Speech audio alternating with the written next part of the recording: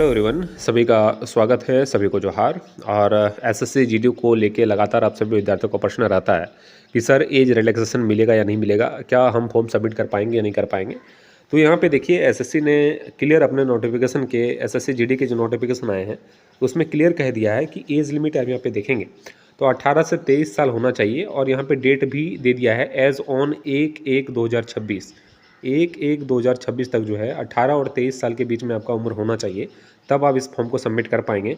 अन्यथा जो है आप यहाँ पे ओवर एज या मिनिमम जो एज होता है उससे आप नीचे हैं। ठीक है, यहाँ पे आप देखेंगे तो कैंडिडेट का जन्म जो है वो,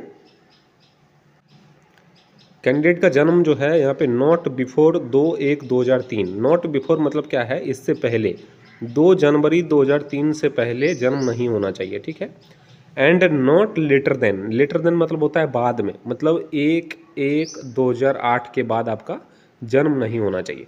मतलब इन दोनों ईयर के बीच में अगर आपका जन्म है, एक बार फिर से देखिएगा, 2/1/2003 और 1/1/2008 के बीच में अगर आपका जो है वो जन्म है तो निश्चित रूप से आप फॉर्म को सबमिट कर पाएंगे।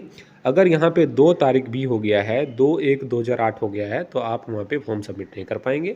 और यहाँ पे 2/1/2003 दे गया है, तो यहाँ पे अगर इससे कम है, नॉट बिफोर इतना, तो निश्चित रूप से आप यहाँ पे डिस्क्वालीफाई हो जाएंगे, फॉर्म सबमिट ही नहीं कर पाएंगे। तो अगर ये दोनों डेट ऑफ बर्थ के बीच में अगर आपका डेट है तो आप इस फॉर्म को सबमिट कर पाएंगे। अन्यथा जो है, अगर आप मिनिमम एज में हैं तो आप थोड़ा इंतज़ार कर लीजिए, और अगर आपका एज पार हो गया है तो अब जो है अन्य बहालियों की तैयारी आपको करनी है। बाकी ओबीसी वाले, SC ST वाले विद्यार्थियों के लिए यहाँ पे छूट दिया गया है।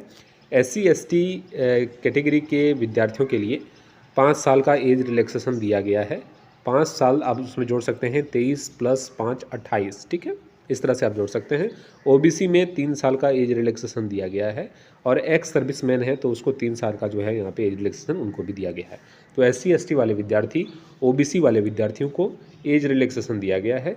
SC ST वाले विद्यार्थी 23 + 5 28 कर लीजिए, और ओबीसी वाले विद्यार्थी 23 + 3 26 कर लीजिए। ठीक है, इतना तक अगर आपका उम्र सीमा है तब आप फॉर्म सबमिट कर सकते हैं। लेकिन इसमें जो एज रिलैक्सेशन लेते हैं ना, उनको अपने ही सीट पे फाइट करना पड़ता है। इस चीज़ को थोड़ा ध्यान दीजिए, आप जनरल के सीट को नहीं ले सकते। अब बहुत सारे विद्यार्थी ये कमेंट करते हैं कि सर EWS का कटअप बहुत कम जाता है, OBC से भी कम जाता है। तो क्यों जाता है, इसको थोड़ा समझने का प्रयास आप सभी विद्यार्थी करिएगा। OBC में जो एज रिलैक्सेशन का छूट लेता है, जैसे उम्र का छूट जो ले रहे हैं, उनका सिर्फ OBC में ही सिलेक्शन होगा, वो जनरल में नहीं जा सकते हैं। तो उस स्थिति में होता है क्या है, कंपटीशन यहाँ पे टफ हो जाता है, और यहाँ पे जो है EWS से भी ज़्यादा कटअप चला जाता है। जबकि विद्यार्थी ये समझते हैं कि EWS में जो है वो कम कटअप जा रहा है, OBC में ज़्यादा चला जा रहा है। लेकिन OBC में जाने का कारण यही है कि यहाँ पे जो एज में छूट ले रहे हैं, वैसे अभ्यर्थियों का जो है वो कटअप हाई जाता है। ठीक है, परेशान नहीं होना है। लगातार मैं आप सभी विद्यार्थियों को अपडेट करता रहता हूँ चैनल के माध्यम से। आने वाले समय में जो भी अपडेट्स आएगा SSC GD से रिलेटेड, सारे अपडेट जो है आप सभी विद्यार्थियों को दिया जाएगा। चैनल को सब्सक्राइब करके बेल आइकन को दबा लीजिएगा। आप सभी का शुक्रिया, बहुत बहुत धन्यवाद।